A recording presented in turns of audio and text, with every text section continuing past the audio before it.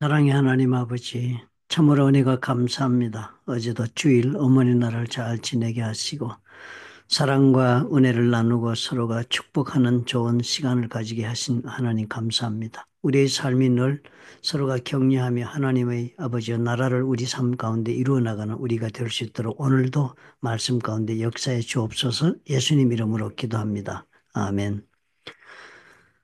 5월 12일이 되겠습니다. 예레미야서 31장 31절부터 40절입니다.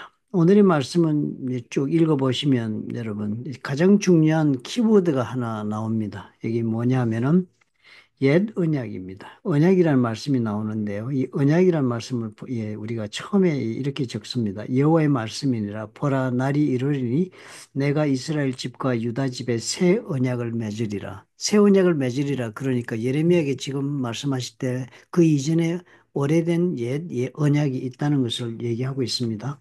이 새 언약이 어떨 것이냐 그렇게 얘기를 하는데요. 이 오래전에 맺은 언약은 이스라엘 백성과 하나님이 제일 먼저 맺은 언약은 아브라함과 맺은 언약이었습니다. 창세기 12장 2절에 그 언약이 나오죠, 그죠? 하나님께 순종하고 그 믿음의 땅으로 가면은 그다음 큰 민족을 이루고 그 씨로부터 모든 사람들이 복을 받게 하는 그런 하나님의 약속을 아브라함에게 해주셨습니다. 그 약속을 주셨는데 그 약속을 따라서 이스라엘 백성들이 애굽에 가가지고 어, 너 430년을 종살이를 하다가 풀려나가지고 광야에 나와서 시내산에 갔을 때 하나님께서 시내산에서 새로운 율법을 주시는데 그 율법이 그 아브라함과의 언약을 재확인하는 시내산 언약을 주셨습니다. 내용이 좀 더 구체화되고 그리고 또 좀 더 발전적으로 하나님께서 저들과 언약을 재확인해 주는 것이 시내산의 언약이었습니다. 그래서 이 언약들을 지금 보니까 예레미야는 옛 언약이라고 이야기를 합니다. 시내산에서 받은 언약을 가지고 이 사람들이 가나안 가서 살지 않았습니까? 가나안에 살다가 지금 나라가 다 망하고 그리고 바빌론의 포로로 가고 이렇게 됐으니까 그렇게 된 시점에서 하나님이 언약을 맺는데 새로운 언약을 주겠다. 옛 언약을 갱신하는 것이 아니고 이제는 전혀 다른 새 언약을 주시겠다고 약속을 합니다. 사실 삶이 완전히 뒤집어졌잖아요. 그렇졌으니까 예전에 그 언약으로 살던 그 삶이 실패했습니다. 하나님은 실패하지 않았는데 사람들은 실패를 했습니다. 하나님과의 언약 속에서 하나님은 맺은 언약을 한 번도 변개치 않고 끝까지 그 약속을 지키신 하나님이시로 계속 서 계시지만 사람들은 그 약속대로 언약대로 살지 못하고 자신들은 실패해서 지금 그 결과 바빌론으로 다 빼앗기고 그렇게 포로로 잡혀가고 이제 남은 그 백성들로 하나님께서 이런 약속을 주시겠다 하는 것이니까 이 약속은 하나님께서 다시 예전의 언약을 새롭게 이 사람들에게 기회를 주기 위해서 맺어주는 그런 언약이라 우리 그렇게 이해하면 되겠습니다. 하나님의 언약에서는 새 언약이나 옛 언약이나 내용은 동일합니다. 그러나 사람 입장에서는 옛 언약으로서 실패했기 때문에 하나님이 그 언약을 새롭게 갱신하여서 다시 새롭게 해서 저들과 언약을 맺는 그런 이야기를 하시는 것입니다. 그러니까 새 언약이 뭐가 다른가를 우리가 이제 주의 깊게 생각을 해 봐야 되겠습니다. 이 언약이 어떤 언약인가? 32절에 보니까 내가 그들의 조상들의 손을 잡고 애굽 땅에서 인도하여 내던 날에 맺은 것과 같지 아니하다. 그 옛 언약이라고 얘기합니다. 내가 그들의 남편이 되었어도 그들이 내 언약을 깨뜨렸습니다. 옛 언약에 처음에 맺은 언약을 사람들이 파기를 다 시켜버렸으니까 하나님은 파기하지 않으시고 새롭게 이제 그 계획을 이루어 나가시기 위해 주시는 말씀입니다. 그러나 그날 후에 내가 이스라엘 집과 맺을 언약은 이러하니 새 언약에 관한 이야기를 하십니다. 곧 내가 나의 법을 그들의 속에 두며 그들의 마음에 기록하여 나는 그들의 하나님이 되고 그들은 내 백성이 될 것이라 여호와의 말씀입니다. 이것이 새 언약의 정의입니다. 예전에는 언약이 어디에 적혀 있었습니까? 아브라함과 얘기를 해온 다음에 시내산에서 그 언약을 새로 정확하게 적어준 것이 돌판에 새긴 언약이었습니다. 그렇죠?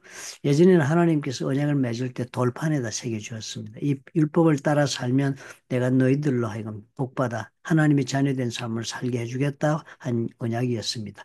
그 돌판에 새긴 언약이 다 파기가 됐습니다. 사람들이 돌판에 새겨 놓았으니까 이 사람들이 그대로 따라서 지킨다는 것을 제대로 지켜내지를 못하고 다 실패하고 만 것입니다. 그러니까 이번에는 어떻게 해요? 다 인생이 다 뒤집어 놓고 새롭게 시작을 하자. 그래 놓고 포로로 보내고 새로 하실 때 이제 주시는 법은 그 언약은 이제는 돌판에 새기지 않고 내가 나의 법을 그들이 속에 둔다. 그들의 마음에 기록한다. 즉 우리의 마음에 기록한 언약으로 변하는 것입니다. 그리고 예전에는 돌판에 기록했으니까 어떻게 해요? 그 법을 우리 밖에 있는 법을 우리가 따라가고 지키려고 얼마나 많은 노력이 필요했겠습니까? 그리고 노력해서도 지키지 못했습니다. 그래서 우리는 하나님 언약을 지키는 일에 실패했습니다. 그러니까 하나님께서 어떻게 우리에게 다시 기회를 주시기 위해서 이제는 두 번 다시 하나님의 언약을 우리의 능력으로 지키려고 하다가 실패하는 우리를 아시니까 우리가 또 그런 우리 자신을 발견했으니까 이제는 전적으로 하나님의 다스리심에 순종하고 그래서 법을 지킬 수 있는 사람으로 그 법을 우리가 지켜낼 수 있는 사람으로 그렇게 만들어 가시기 위해서 법을 이제는 돌판에다 적지 않고 우리의 마음에다 법을 적겠다 하신 것입니다. 사실 이 말씀이 얼마나 하나님께서 상징적으로 저들에게 주신 말씀입니까? 이제는 그러니까 어떻게 해요? 이제는 그 율법이 밖에 돌에 있지 않고 우리 마음에 새겨져 있으니까 우리가 어떻게 해요? 내 마음 먹은 대로 살아가면 될 수 있도록 해주신 것입니다. 내 마음의 판에 새겨져 있으니까. 내 마음의 판에 새겨진 대로 순종하고 걸어가기만 하겠다고 하면 생각하면 얼마든지 할 수 있도록 내 속에 들어와 있는 것입니다. 이 일이 구체적으로 어떻게 이루어집니까? 예수께서 십자가에 달리시고 돌아가신 다음에 부활하시고 그리고 승천하시면서 우리에게 약속하신 대로 성령으로 우리 가운데 들어와 계십니다. 예수께서 나의 죄를 사하시고 나로 하여금 새로운 하나님의 언약의 백성으로 살 수 있도록 그렇게 기회를 주시고 내가 믿음으로 예수를 영접하면 예수의 영 성령이 내 속에 들어와셔서 내 마음속에 그 율법을 새기신 하나님의 말씀을 따라 내가 살아갈 수 있도록 만들어주는 것입니다. 그러니까 새 언약은 어떤 의미가 있습니까? 예수 그리스도 또 그리고 그의 성령의 역사하심을 통해서 우리로 하여금 능히 그 언약대로 살아낼 수 있도록 우리를 만들어 주시는 언약인 것입니다. 그렇게 대단히 다른 차원입니다. 그죠? 얼마나 감사합니까?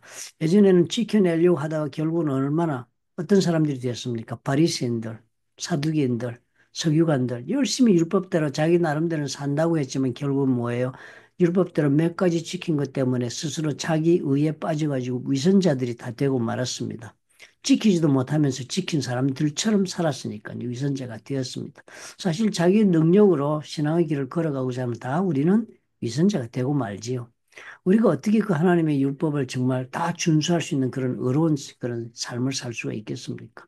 그런데 이제는 하나님께서 어떻게 우리 모두의 가슴에 마음의 율법을 새겨주셨으니까 내 마음에 성령께서 말씀하시는 것을 따라 내가 걸어가는 그런 길을 선택하면 나의 힘으로는 이 언약의 길을 못 가지만 성령께 의지하면 그만큼 하나님의 은혜 가운데 걸어갈 수 있다는 것을 확인합니다. 그것이 우리의 율법을 따라 새 언약을 따라 살아가는 우리 삶의 새로운 모습이 되는 것입니다. 이제는 어떻게 해요? 내가 무엇을 하나 이루어서 스스로 자기에 빠지는 우리가 아니라 하나님의 성령에 순종함으로 성령의 열매가 맺히는 사람으로 우리가 변화되어 가면서 하나님의 새 언약에 따른 사람으로 우리가 빚어져 가는 그런 길을 걸어갈 수 있도록 하나님이 우리에게 예수 그리스도를 통하여 길을 열어놓으신 것입니다. 오늘 그 말씀을 하나님 적으신 이 말씀이 이렇게 길게 예레미야에게 주어졌음을 우리가 기억하고 전체 본문을 읽으시면 많은 묵상이 될 줄 압니다. 좋으신 아버지 감사합니다. 이제는 돌판에 새긴 율법이 아니라 내 마음에 새긴 법이 되어서 그 사랑의 법에 성령의 그 말씀에 하심에 내가 얼마든지 순종하고자만 하면 하나님의 은혜 가운데 살아갈 수 있음을 우리가 깨닫습니다. 주님 도와주시옵소서. 예수님 이름으로 기도합니다. 아멘. 예수를 믿는다는 것이 그래서 얼마나 좋은지 모르죠. 그죠? 이 이상의 축복이 없는 것이면 어떻게 우리가 하나님이 원하는 사람으로 살아갈 수 있는 그런 길이 주어지겠습니까?